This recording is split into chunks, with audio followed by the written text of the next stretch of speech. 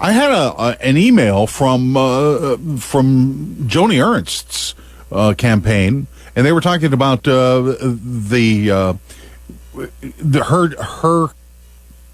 opponent is dodging debate. There's no doubt about that.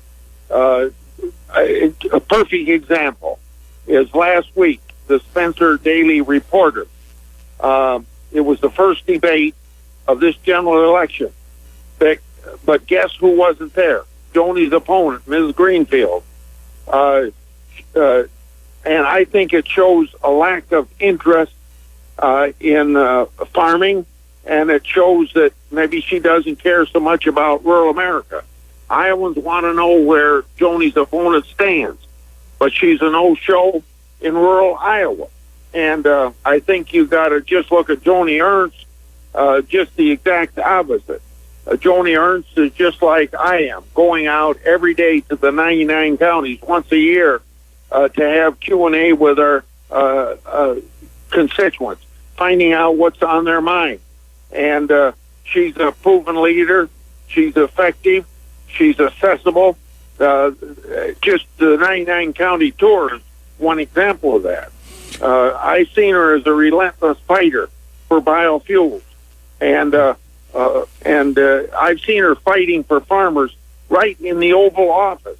And I saw her taking on Wheeler, EPA director. Yeah. So there's no doubt about it that her opponent seems to be ignoring rural Iowa, ignoring agricultural issues, ignoring the issues of the campaign that are important to everybody except city people. I think she's kind of been, as throughout this campaign so far at least, like Biden in the basement. She ought to be out here.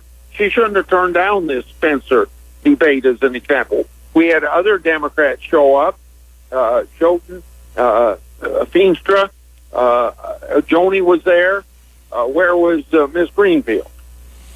Why is it, do you think, she doesn't want to debate Joni? Is it the same reasons why Joe Biden is hesitant on debating President Trump? Yes, and I don't see how either Biden or Greenfield can get out of debates. But they haven't, in the case of Joni and Greenfield, they have not settled on debates yet. And she had a chance to come to one that she, at Spencer, she didn't go to. And I think it's fearful, yes. And I think it's also following the Schumer plan. Just raise money, get your name on TV through advertising, run down your opponent, and say, don't give any speeches or don't answer any questions because you don't get in trouble if you don't answer questions. And that's not just Greenfield's strategy. That's her taking the advice of Schumer.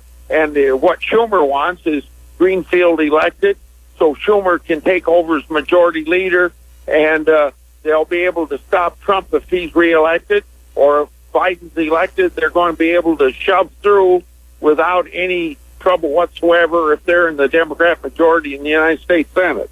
So you can see what Greenfield staying in the basement, keeping quiet, hoping to get elected to make Schumer so we can go with the biggest tax increase in the history of the country. You can go with the Green New Deal. You can pass the union laws or bills that do away with Iowa's right to work law, and you can have funding, public funding for abortions in the future, because that's where even Biden has changed his mind after 40 years that we ought to have the taxpayers pay for abortion.